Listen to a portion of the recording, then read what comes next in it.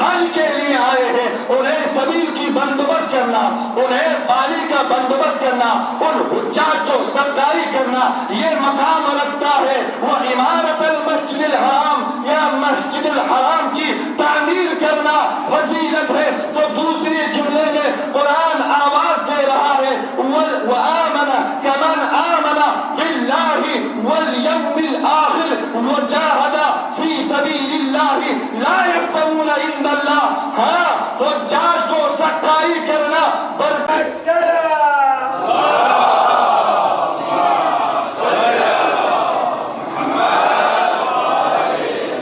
یہ برابر نہیں ہے۔ لا يستوون یہ سختائی کرنا فضیلت ضرور ہے، بیت الحرام کی تعمیر کرنا ثواب ضرور ہے، لیکن جو شخص اپنی جان کا پرواہ کیے بغیر مکتب کو بچانے کے لیے، اپنی جان کا نذرانہ پیش کرنے کے لیے اپنا لہو مکتب کی بنیاد میں ڈالنا چاہے، اس کی عظمت اور ہے۔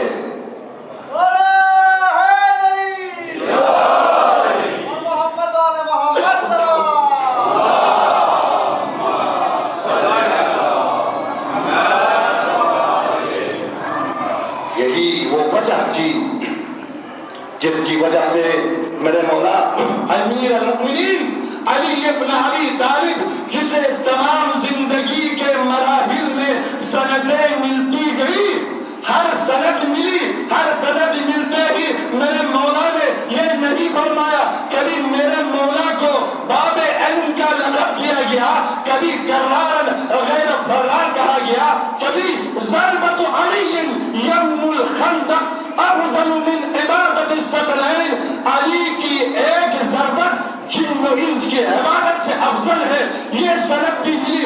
کیوں کہا علی کی ایک ضربت جن و انس کی عبادت سے بہتر ہے؟ مفسرین بیان کرتے ہیں ارے یہاں پر جن و انس کا لفظ استعمال ہوا ہے، ارے بات یہ ہے کمیت کے اعتبار سے دیکھا جائے تو جن و انس کی عبادت کثرت میں ہے، زیادہ ہے، لیکن یہاں کثرت معیار نہیں ہے، کوالٹی معیار ہے۔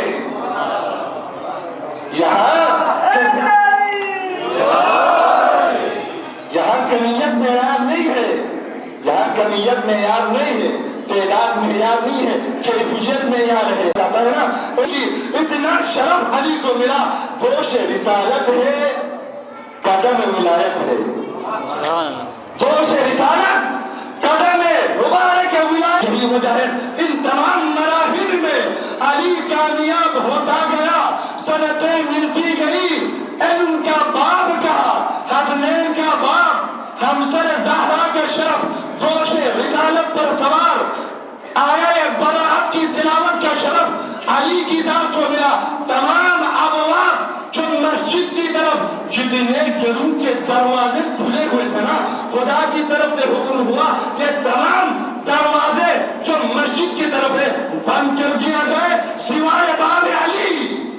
علی کا دروازہ بند کرنے کا حکم نہیں، بلکہ علی کا دروازہ تو مسجد کی طرف کھول کے رکھنا ہے۔